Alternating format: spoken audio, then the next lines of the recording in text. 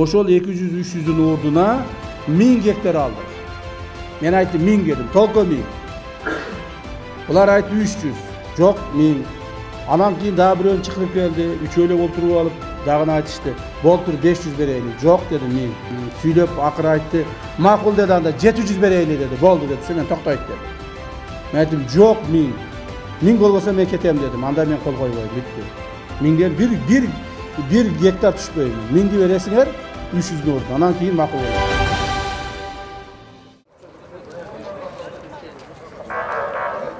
Өзгөн районунун мамлекеттик администрациясына Кара Суу, Сузак жана чек арада жашаган айыл жашоочулары келген. Коңшу Өзбекстан өлкөсү менен чек араны делимитациялоо жана демаркациялоо боюнча макулдашууларды УКМК төрагасы Камчыбек Ташиев аймактарда тааныштырууну баштаган. Ташиев алгач Ташкентте өткөн сүйлөшүүлөргө токтолуп, макулдашуулар кылдаттык жана кыйынчылыктар менен ишке ашканын белгиледи. Эки өлкө тең мыйзам негизинде жана тарыхый документтерге таянып чечим кабыл алганын айтып, айрым соц тармактардагы маалыматтардан алыс болуу чакырды. Кыргызстан утулду, Өзбекстан утулду, же Кыргызстан утту, Өзбекстан утту деген сөздөр жазып атышат. Андай эмес туугандар. Андай эмес. Чек араны талкуулаганда эч бир өлкө утула турган, утулбай турган акыбалга келбейт. Тем более мына силердин балдарыңар катары мени жакшы билесиңер.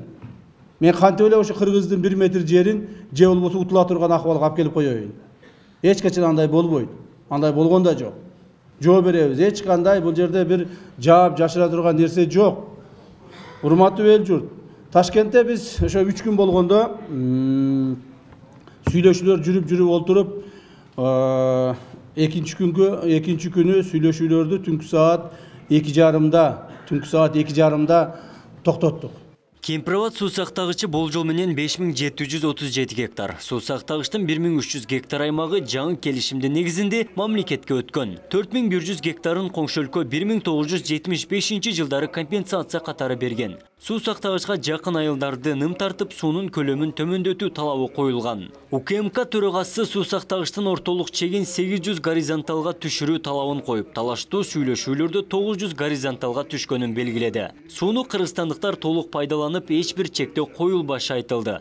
Кемпирабад суу сактагычынын эсебинен Жалал-Абад облусу жана Наманган аймагы менен чектешкен жердеги Гавасай деген тилкеден 8000 гектар жер Кыргызстанга өткөнүн Ташиев маалымдады. Булар дагы бизге 5700ге жетиш үчүн 1300 гектар жер мындай карыз болуп турган экен да. Карыз болуп турган экен. Эми биз не кылдык? Ушундай болуп турган экен. Биз келип караганда бүгүнкү акыбал ушундай экен да. 4100 бериптир, 5700'dü булар ээлеп турат экен. Бизге дагы 1300 карыз экен. Зак. Ушул үчүн гана элдин гана бир ушундай бир эми баягы жерде жашап аткан элдин баарын көчүрүп кете албайсың. Ал жерден көчүрө турган болсо, аркы айыл, берки айыл болуп отуруп бир 200-300 үйдү көчүрүш керек болот. Уштап ушундай кылбаш үчүн, элдин жашоосуна бир шарт түзүш үчүн биз ошону 908'di. 900'гө чейин түшүрттүк эми. Ошону талашып, тартышып, тытышып отуруп. Бул жерде биз ата бабаларыбыз мал баккан, бул биздин жер деп алар чыгышып, баягы пограничтер менен кошулуп, анча-мынча мушташып, мынтыктар атылган күндөр болгон. Эсиңердеби? Мына, ошол Гавасай. Ошол Гавасай элине дагы, Алабуга дагы 5 айылга дагы ушул Кампирабадтын эсебинен 8000 гектар жерди алып бердик. Бунда айтып коеюн эсме чалекте.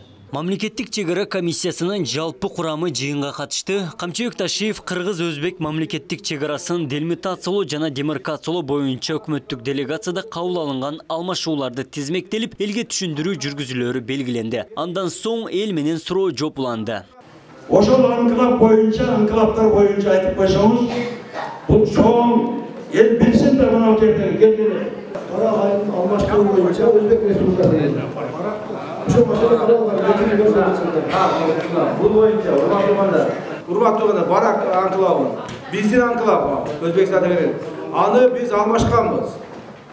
Баракта жашаган элдерге биз жерлерди бергенбиз. 26-27 март күндөрү УКМК төрагасы баштаган делегация Ташкентте 2 күндүк иш сапары менен болуп, кыргыз-өзбек чегарасы 100%га чечилгени маалымдалган. Бир гана Баткендеги Чечме булагы боюнча маселе ачык бойдон калган. Мындан ары коңшу мамлекет менен чегара боюнча кандайдыр бир көйгөй чыкса, жер берүү эмес, жер алмашуу жолу менен гана чечилет. Эки тараптын ортосунда кабыл алынган протокол боюнча түшүндүрмө берүү иштери буга чейин Баткен аймагында да жүргүзүлгөн. Башка чегаралаш аймактарда да уланат. Абдумалик Базарбаев, Элман Акбаев, Ош ТВ.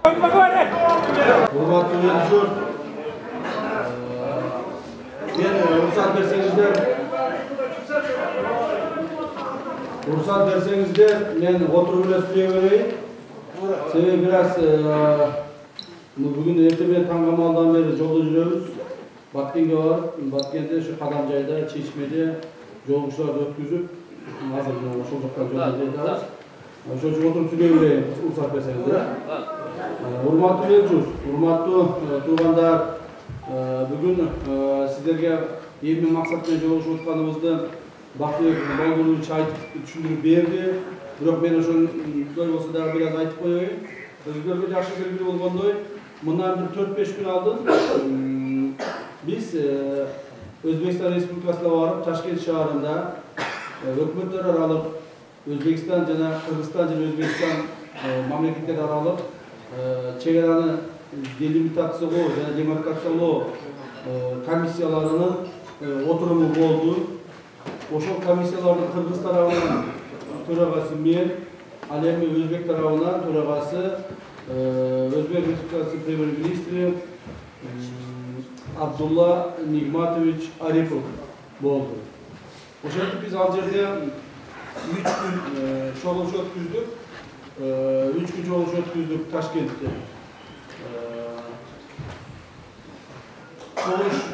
Чогулуш болгондо эми сүйлөшүүлөр жүргүздүк. Сүйлөшүүлөрдө айтканда жеңил болгон жок. Мына башынан айтып коеюн, жана да айттым эле. Бирок мына айткан экен. Бул чегараларды жөнүндө сүйлөшүү, чегаралар жөнүндө талкуулоо. Бул согуш жөнүндө талкуулоо менен барабар деген экен. Ошол сыңарындай чегараларды талкуулоодо оңой болгон жок. Оңой эле барып бирөө бир нерсе даярдап коюп, аны ошону кол коюп же көтөрүп алып келе берген маселе болгон жок. Ал жерде биз тараптан 30-40 адам болду. Бул деген ошол ар бир чегарага тиешелүү жерлердеги райондун тиешелүү кызматкерлери, госрегистрлери, облустук жетекчилер, республикалык жетекчилер, ошол жерге ким тиешелүү болсо ошонун бардыгы барышты. Биз тараптан. Өзбек тараптан да куд ошондой болушту. Ошентип талкуулап отуруп бир чечимге келдик. Ошол кабыл алынган чечимибизди биз жашырып отуруп, же болбосо аны кол койгонго чейин, же болбосо ратификация болгонго чейин кармап отурбастан ачык айкын элге түшүндүрөлү деп чечтик. Түшүндүрөлү деп чечтик. Кайсы маселе болсо дагы эл билсин, себеби дегенде жер мамлекет элдики, жер мамлекет ушул залда отурган сиздердики, баарыбыздыкы. Ошондуктан ошол кабыл алган чечимдерди сиздерге жеткизип коелу. Жана көчөдө да көрүп атасыздар, ар түрдүү адамдар чыгып, азыр заман ушундай болуп өзгөрүп кетти, баары эле блогер. Баарынын колунда бирден сотка. Ар бири каалаган нерсени сүйлөп, каалаган нерсени айтып, жарыя кылып отурушат. Так? Аны кээ бирлер ошого ишенип алып атышат, кээ бирлери башкача ойлоп калып атышат. Ошондуктан ар түрдүү ойлор ар жерде боло бербеш үчүн биз ошону сиздерге жеткизип коелу деп келдик. Ошон үчүн атай келип отурабыз. Көрүнгөн, мен дагы 3-4 күндөн бери көрүп атам, көрүнгөн ар түрдүү карталарды алып алышып, билерман болуп кетишти. Бардыгы. Бул өзгөнгө буту баспаган, компромат каерде экенин билбеген. Мен бир кече күнү бирөөсү укмуш бир жамандап жазган экен. Анан айттым, менин мүмкүнчүлүгүм бар да текшергенгечи. Ушул ким экен карагылачы деп текшертсем, ал адам өзү нарындык болот экен. 2016-жылы Кыргызстандан чыгып кеткен экен. Так, ошо каяктадыр бир жерде жатып алып, ушул жазып атат да оозуна келген нерселер мененчи. Өзү жаш бала экен, жаш бала. Ал менин балдарым менен тең болсо керек. Мына көрдүңөрбү? Ошондой нерселерге кабыл болбош үчүн, ошондой ар түрдүү адамдар, ар түрдүү сөздөрдү таратпаш үчүн биз силерге келгенде ачык айкын жеткизейин деп чечтик. Бул маселе боюнча биздин урматтуу президентибиз Садыр Кожоевич Жапаровдагы менен да талкууладык. Кече бул жак келердин алдында дагы мен талкуулап, ал киши менен талкуулап учурашып чыктым. Ал киши да баарыңыздарга жылуу саламын айтып жиберди. Ушу жеткизип берди. Эми ошол болгон келишим боюнча мен силерге так айтып берейин. Баардыгы болгондой. Тынч отуруп туруңуздар. Суроолоруңуз болсо жооп беребиз, аягына чейин. Жооп беребиз. Эч кандай бул жерде бир жаап жашыра турган нерсе жок. Урматтуу эл журт. Ташкентте биз ошо 3 күн болгондо сүйлөшүүлөр жүрүп отуруп, экинчи күнү сүйлөшүүлөрдү түнкү саат 2:30 токтоттук. Ошого чейин сүйлөшүүлөр болду. Ушул жерде отурган балдарыңыздар, биз менен барган делегациянын баардыгы бири калбай ошо жерде катышты. Аягына чейин. Ошо 2:30 бир мындай бир эмеге келдик, мындай келишимге келип калдык.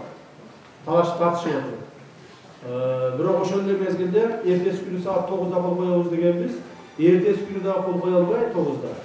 Себеби кол коердун алдында дагы көп маселелер чыга баштады. Так, кийин обедтен түштөн кийин саат 4:00 кол койдук, саат 6:00 биз учуп кеттик.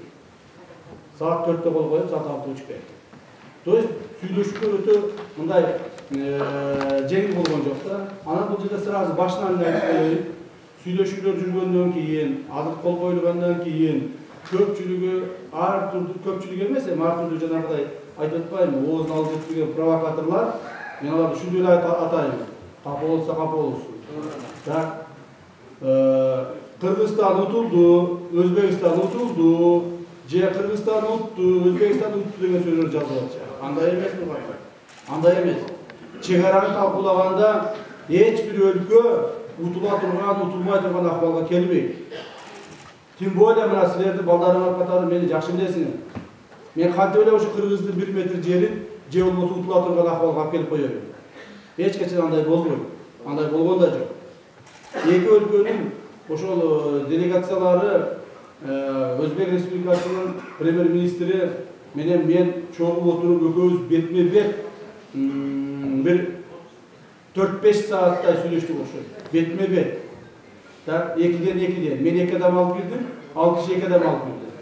Ошо менен 4-5 саат отуруп сүйлөштүк окшойт. Так, ошол жерде отуруп эки өлкөнүн комиссиялары макулдашып, биз макул болуп, алар дагы макул болуп, согласиеге келип, не коет согласие. Макулдашууга келип, эки өлкө тең макул болуп, анан кийин чечим кабыл алынды. Так, кандай чечим кабыл алынды? Биздин Өзбек мамлекети менен бир нече такталбаган, эң негизги такталбаган жерлерибиз бар болчу. Ошол жерлердин баардыгына макулдашып такталып бүттү. Мындан ары Өзбек мамлекети менен Кыргыз мамлекети ортосунда такталбаган деген сөз болбойт. Чегара деген гана сөз болот. Чегара деген гана. Бул биздин чегара, Кыргызстандын жери, бул Өзбекстандын жери деген гана сөз болот. Мындан ары кайсы бир жерлерди биз чегара деген өзгөрүп турат. Бул деле мындай тирүү организмдей. Өзгөрүп турат. Өзгөргөндө элдин макулдашуусу менен, жетекчилердин макулдашуусу менен кээде өзгөрүп, кээде ушундай болуп турат. Ошол маселеде эми мындан ары эгерде чегара өзгөрө турган болсо, алмашуу жолу менен гана өзгөрөт. Мурдагыдай бул буга чегарасын буну берип койду, алып койду деген болбойт. Алмашуу жолу менен гана. Капыстан ушул Өзгөл районунда, же Кара Суу районунда, же Сузак районунда бир 10 гектар жер өтө бизге керек болсо, 10 гектар жер өтө керек болсо, биз Өзбекстанга кайрылып, ошол 10 гектар жердин ордуна башка жерден 10 гектар берип, ушинтип гана алмашабыз. Бул чегаралар ушинтип эми мындан ары ушундай болот. Бул такталбаган жер, же сеники эмес, же меники эмес деген жер калган жок. Бир гана ачык айтып коюш керек, чечими боюнча чечим аягына чейин кабыл алынган жок. Чечим деген мына Кадамжайда районунун бирлик айыл өкмөтүндө Чечме деген булак бар. Билесиздер, былтыр ошол жерде чоң жанжал чыгып, эки эл кагылышып да кеткен жери бар. Ошол боюнча аягына чейин чечим кабыл алынган жок. Эми Чечме булак бүгүн барып көрүп келдим, 2 сотук жер экен. 2 сот. Бирок ата-бабаларыбыздан калган. Ата-бабаларыбыздын ошол Чечменин тегерегинде жогор жагында ошол мүрзөлөрү бар жер экен. Эми аны биз мындай бир макулдашууга келе алган жокпуз, ачык айтып коюш. Ошол бир 2 сотук жер тегереги менен бардык бириккенде 1 гектардай болуш керек. 1 гектардай чейин болобу? 1 гектардай жерди биз макулдашууга келе алган жокпуз. Бирок эми ушу 1 гектардай жерде 2 сотук булакты макулдашпай калдык деп башка жерди таштап кое алган жокпуз. Башка жакты бүтүн кое берели, Кудай буйрса ал жактагы бүтөт. Кудай буйрса ал жактагы бүткүл бир Кудайдын айткан күнү бүтөр. Ошон үчүн ал жерди биз ошол бойдон калтырдык. Башка точкалардын баары бүттү. Негизинен силерди кызыктырып аткан бүгүнкү күндө эң спорный болуп аткан жерлердин бири бул биздин Кемпироват суу сактагычы боюнча. Так, Кемпироват суу сактагычы. Картада көрсөтө аласыңарбы? Кемпироват суу сактагычы өзүнүн толук бойдон жанагы толгондо 908 деген мен цифра менен айтайын, 908 деген горизонталы бар экен. Ошондо суу толуп 908 деген суу толуп. Мына биздин жээктерге суу толуп, билесиздер аксакалдар, мына жаштардан көрүп жүрөсүңөр. Bir 5-6 yılda bir olup kalar, 3-4 yılda bir olup kalar. Sular tolup asfaltка чейин, тиги жолго чейин жетет. Буяга мына бул Правда айылы, мына Карабал айылдарынын астындагы үйлөргө чейин суу жетип жээгине чейин уруп турат. Турабы? Ушул убактар болгон. Ошол деген бул Кемпироват толгондо 908 деген отметке кошол экен. 908 деген отметке. Эми ошондо 908 менен алганда Өзбекстан биздин Кыргызстандын 5737 гектар 5737 гектар жерин ээлеп турган экен. Так, бул 70-ши жылдардан бери экен да, мына 50 жылдан ашып калды. 70 жылдардан бери ушундай экен. Так, эми ошол 5700 гектар жердин мен баягы алынча кошумчасын айтпайды, тегерек деп айта берейин. 5700 гектар жердин 4100 гектар жерин Өзбекстан бизге берген экен компенсация катары. Ошол 75-ши жылдары, андан кийинки жылдары 80 жылдарга чейин список барбы айылдар? Айдар список бериши.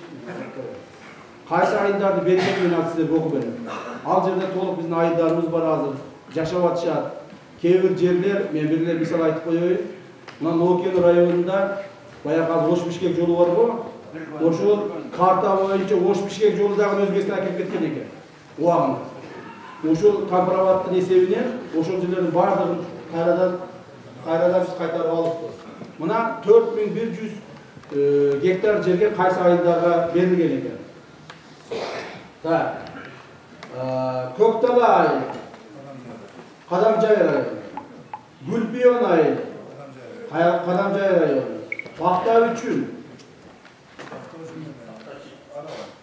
Араван району, Нанай, алардын ичинде Аксы району, алардын ичинде Алмурут, Шак, Падыша Таа, Кара Төбө участкалары. Так. Анан кийин Үч Коргон, Чуз. Мына ушул айылдар, Алабука районунда 4127 гектар жерди бизге берген экен. Бул ошол 70-ши, 75, 80 жылдардын тегереги. Так. Ошондо бергенден кийин, бизге бергенден кийин булар дагы бизге 5700-ге жетиш үчүн 1300 гектар жер мындай карыз болуп турган экен да. Карыз болуп турган экен. Эми биз не кылдык? Ушундай болуп турган экен. Биз келип караганда бүгүнкү акыбал ушундай экен да. 4100 бериптир, 5700'ді булар ээлеп турат экен. Бизге дагы 1300 карыз экен. Так. Биз не кылдык? Biz ayttık, жоқ, Bizge en başkası bu yerlerde dile alış emez. Bizge en başkası yaşap durgan ellerdi, uşul kabrava teoriyada yaşap durgan ellerdi. Жашоо тиричилигине карата себеби өтө көп баягы суроолор көп. Жашоо тиричилигине терс таасирин тийгизген маселелерди биз чечишибиз керек. Так, аны кантип чечебиз? Сууну биз ылдыйлатышыбыз керек болот. 908ге сууну чыгарбашыбыз керек болот. Аны үчүн биз талашып, тартышып отуруп, ошо горизонталды 908ди 900ге чейин түшүрдүк. Так, тура мына бул жерде Бактыбек балды уюштурат, башка мына Өзгөл районунун кадастры болду, Кара Суу районунун кадастры болду, жана башкалар болду. Булар мага айтышты. Эми 900 аз, дагы түшүрүп бериңиз, дагы түшүрүңүз, дагы сүйлөшүңүз. Бир 880, 890 кылып бериңизчи деп булар бир 200 саат кармады ал нерсени. Так, ушуну дагы түшүрөйүн деп. Бирок ачыгын айтыш керек, 900 ылдыйга биз түшүрө албай койдук. 900ге чейин түшүрдүк. 900ге түшүргөндө баягы жээктен ар жерден ар түрдү. Кээ бир жээктен 1-2 километрге чейин, кээ бир жээктен 1,5 километрге чейин, кээ бир жээктен 1 километр 500-600 метрге чейин чек араны сууну ошондон ашырбай турган кылып туруп сүйлөштүк. Бул 900 горизонтал. Ошондо булар урматтуулгандар 5700 эмес, 5700 эмес. Баягы чашанын ичи, баягы суу сактагычтын ичи 5700 эмес,